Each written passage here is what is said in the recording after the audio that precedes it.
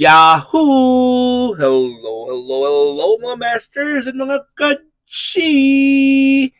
Good morning po sa inyo lahat dyan sa Pilipinas at sa buong Asian countries. At syempre, kung saan man kayong lapalap ng ating mundo, ay hayaan niyo muna kami ni G, the green, girly, cutie patuti iguana, na batiin po kayo ng good morning, good noon, good afternoon, good evening at good night na po sa mga ready na matulog. At welcome po sa ating G and Daddy Health and Lifestyle Tips. Ayan po, kakatapos na po natin ng 12 mindfulness tips kahapon. At tiningnan ko po at babalik tayo sa dating topic natin, which is the healthy habits to start for this year or for the daily.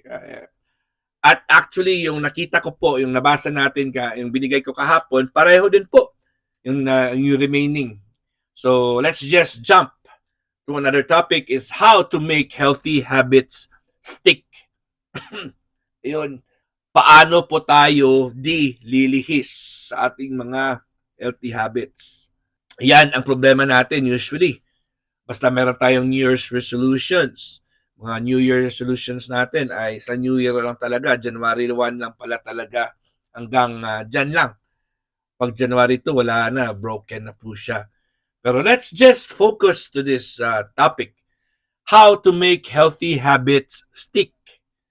If you're worried about sustaining the momentum of your new habits, worried kayo. Dahil syempre, di kayo sure kung kaya nyo ipagpatuloy yung mga bagong sinimula natin. Okay? So, we've got you. Kaya natin to. Tutulungan natin. Magtulungan po tayo. Okay? So, here are the keys to developing and maintaining healthy habits. Paano po natin i-maintain ang ating mga good habits na sinimulan at pinag-aralan po dito sa aking lecture? Number 1 po is set clear goals. Set clear goals. Paano po yan mag-set ng clear na goals? Perhaps you're aiming for a certain number of hours of sleep each night. Ayun, natamaan na naman tayo bilang mga vloggers at content creators. Perhaps you're aiming for a certain number of hours of sleep each night, incorporating regular exercise, or making healthier food choices. Having specific targets can help keep you motivated and focused on your goals. Ayan, halimbawa, yun po yung inyong concerns. Dahil po tayo ay nag-umpisa ng 2025, kailangan po tayo mag-set ng ating mga goals, mga clear goals. So yung pinakauna, malamang is kailangan makakompleto tayo ng 6 to 8 hours of sleep every day. At papasukan na natin ng exercise or regular exercise daily. Or kakain po tayo or gagawa po tayo ng healthier food choices. And kailangan may target po tayo mga masters. Paano po natin gawin yan? Okay? Paano po natin gawin yan? Yan ang ating importanteng topic. Kasi yan ang talaga pinakamahirap. Pag napagod tayo sa kakagawa ng mabuti, bumabalik po tayo, lumilihis po tayo.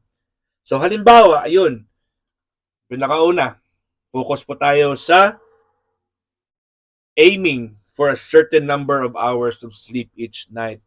As much as possible po mga masters and mga ka-G, we have to sleep at night within this time range. So 8 o'clock dapat tapos na po tayo sa pagkain. Dapat mga 5 to 7 ay kumakain tayo ng dinner ng gabi. Pag 8 o'clock dapat tapos na po tayo. Tayo po ay wag mo na mag-upo o wag mo na mahiga. Pwede naman umupo kung gusto niyo, pero mas maganda yung lumalakad-lakad muna tayo para pagdating po ng around 8 or 9 or 9 or 10, kasi 10 dapat nakahiga na po tayo, eh medyo gumalaw na po yung ating kinainan. Because of gravity po mga masters, tandaan nyo, because of gravity, nakatayo po tayo, ay mabilis din po yung paggalaw ng pagkain at madadigest po siya. Pero halimbawa, tapos mo kumain ay humiga ka agad, and unfortunately po, ay medyo mahihirapang tunawin o gumalaw ang pagkain kasi pag nakahiga ka po, yung posisyon po ay naka-horizontal na yung katawan mo. So, hindi na po siya magagalaw ng maganda ng gravity kasi gravity po ay pag nakatayo ka, mas mabilis gumalaw kasi bumababa yung pagkain. Pero pag ikaw ay naka-lay flat, at unfortunately kung ikaw din po ay naka-side lying position, mahirap din po gumalaw ang pagkain sa ating bituka. Yan. So target po natin yan from 10 o'clock to 4 o'clock in the morning, mga masters. Dapat sound asleep po tayo. Maximum po is 11 o'clock in the evening. Kung hindi nyo kaya yung 10 o'clock, dapat 11 o'clock po ay tulog na po. 11 to 5, dapat tulog na tulog po. Kasi aabutin po natin dapat ang different cycles of sleep or different stages of sleep, which na-discussan po natin. We discussed 4 stages of sleep. So we have the 1, 2, 3. That's the non-rapid eye movement. That's the stage 1, 2, and 3. And then there's the rapid eye movement, which is stage 4.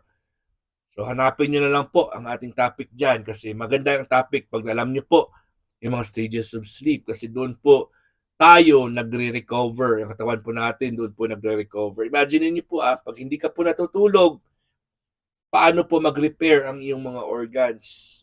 Mas lalo kang tatanda, mas lalong bubulok po ang iyong mga organs. Pareho sa electric fan yan mga masters, mga ka-G. Ang electric fan, saan ba yung mas madaling masira at ma-overheat? Yung electric fan ba na ginagamit nyo lang for every, let's say, 4 hours a day?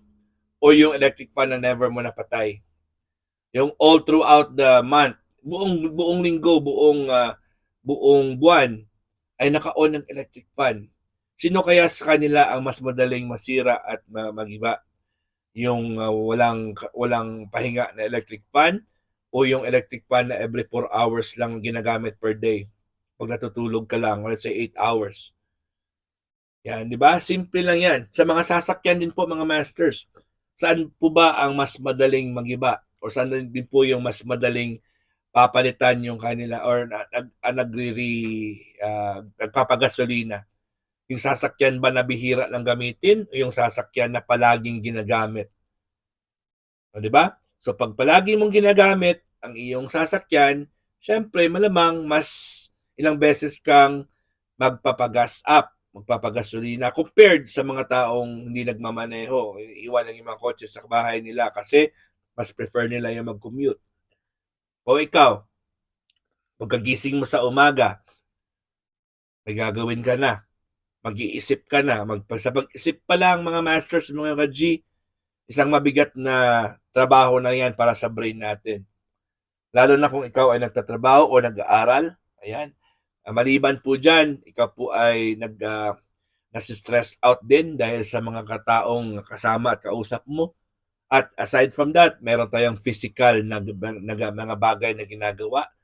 Nagkakarga o may sinusulat or nagtatahi or kung ano man yung trabaho, naghugas ng pinggan, ng plato, or kung ano man yan, o nagmamaneho, kung ano man yung iyong physical activity for that day, malamang 8 hours mo gagawin po yan. Kasi yan yung pag nasa school ka, 8 hours ka rin or more sa school kung estudyante ka.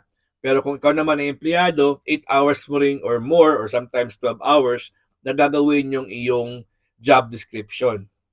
Pag uwi mo sa bahay, ilang oras na lang yung pahinga mo, hindi ka pa magpapahinga. Di ba? So, dapat tandaan natin, may 8 hours tayo. 8 hours for sleep, 8 hours for work. Work lang po dapat ng 8 hours and 8 hours or work or study. And the remaining 8 hours is for self-love or self-care. Self-love or self-care includes yung mga maliligo ka, nagbabasa, ng TV, YouTube, siyempre yung muni-muni sa iyong partner, di ba? Or muni-muni sa iyong sarili, nanonood ng mall, di ba? Spa, massage. Yun po ang 8 hours to self-care. Okay, so 8, 8, 8. That's the magic 8. 8 hours sa tulog, 8 hours sa work or school, and 8 hours for self-care. That's the total is 24 hours. So yun po dapat ang requirement ng katawan natin. Paano po ang mangyayari sa katawan natin kung yung sleep mo is only 3 hours or 4 hours? Ang work mo is say 12 hours. Saan napunta yung 5 hours mo, yung ano mo, yung 11 hours mo mga masters? Hindi, 12, 3, 9 hours mo. Yung 9 hours mo saan napunta? Wala. Tinapon mo kasi wala kang self-care. Yung 8 hours mo dapat, nandyan lang po sa tulog. Pero 3 hours lang po binigay mo sa tulog, 5 oras ka talaga ang nawala sa iyo. Tinapon mo yung 5 oras mo. Dahil po ay ikaw ay hindi mo ginamit yung oras sa pagtulog. Kaya po ang katawan mo ay hindi magre-repair. Yan, very important po yan. Kailangan po natin, tsaka syempre, exercise. Incorporate po natin yung exercise mga masters.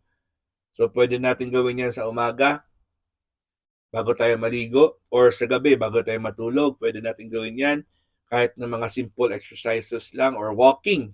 Ang walking po is maganda. At syempre, yung paggawa at pag-prepare ng pagkain at mga choices po natin ng kinakain po natin. Yun, ilang taon na po ako nag-lecture about what should comprise our plate. So, yun po, mag-replay po kayo at manood po kayo. At mag-invite po kayo ng mga kaibigan natin dito. So, yun po, ang pinakauna natin is set clear goals. Kasi pag alam mo po yung reason kung bakit mo ginagawa yan, hindi naman talaga mahirap yan kasi alam mo po kung paano. Ano ang gagawin mo. Dahil po kailangan mong gawin yan at hindi po yan etche na New Year's resolution lang po yan. Yan ay kasi hindi na po tayo bumabata. Okay? So yun po mga masters at mga ka-G, hanggang dito na po tayo. Maraming salamat talaga sa inyong love and support. At alam ko po ay natututo din po kayo. At mag-invite pa kayo ng mas maraming kaibigan para makasama natin dito. Again, this is your one and only Master Worm. God is great. Yahoo!